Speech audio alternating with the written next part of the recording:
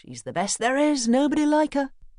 James nodded and spotted the small glass pot with a white paper label stuck on it. "Horseradish sauce," it read, in his grandmother's handwriting. He smiled inside. She always thought of every little thing, right down to the last detail. Sitting at the kitchen table, a bit later, eating their roast beef sandwiches and drinking mugs of hot tea, James was quiet. His mind kept going over the problems dogging the wine division in Le Havre, problems that the documents he'd received today confirmed. "I dread giving the terrible news from France to Mr. Malvern," James said, grimacing. "Just give him the documents and tell him he won't like what he reads," George had suggested. "You may well find that he's been expecting bad news anyway." Sleep did not come easily that night. James considered it to be his saviour, the key to his health. Yet when it was elusive, he did not toss and turn like some people might. Instead, he lay perfectly still. Reflection and analysis were his special friends during these wearisome, sleepless hours. He was glad he had his uncle to talk to. He had always been particularly close to George, even as a child, and they had truly bonded on a different level when he moved into the flat on Half Moon Street in Mayfair. Not that they saw much of each other. George was a journalist, working on the Chronicle, where his star had risen over the years. His hours at the newspaper changed constantly. James appreciated George's wisdom and began slowly to relax, stretching his long legs in the bed, settling himself comfortably on the pillow. The dread had slithered away. Mr. Malvern had to know everything, and perhaps he might not be too surprised after all.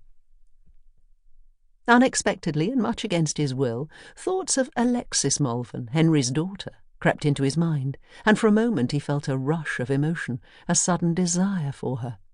But he squashed this when he focused on her lack of concern for her father, and for the business she would one day inherit.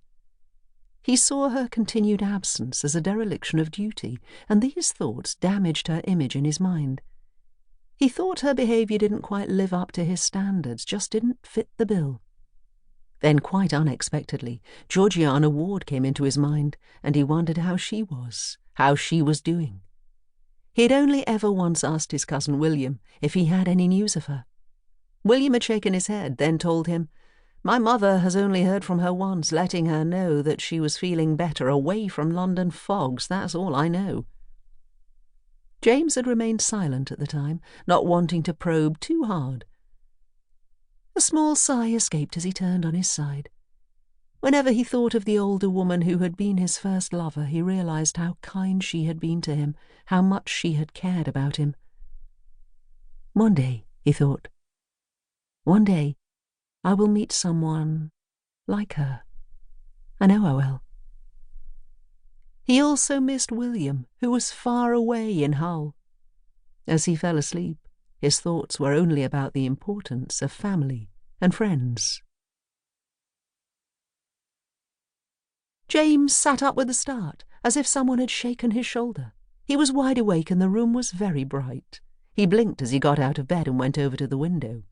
The moon was riding high in the midnight blue sky, and it was shining into his bedroom because he'd forgotten to close the curtains last night. He noticed that the rain had stopped. He was suddenly restless, wanting to be outside, walking the streets as he sometimes did, thinking through his problems and clearing his head. Within minutes he was dressed in his trousers, shirt and shoes.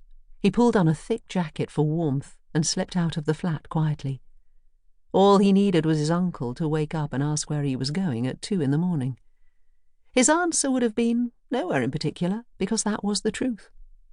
Once outside, he walked along Curzon Street and turned on to Park Lane, heading down towards the Wellington Arch and on towards Buckingham Palace. It wasn't far away, and as he caught sight of it in the distance, he noticed there was no Union flag flying on its flagpole. Queen Victoria was at Balmoral, and the Prince of Wales, her heir to the throne, lived in his own home with his wife, Princess Alexandra. Now there was a beautiful woman, he thought, one who was elegant and regal. She was deaf, but did not appear to let that bother her. Uncle George had told him she was Danish and that her sister Minnie was married to the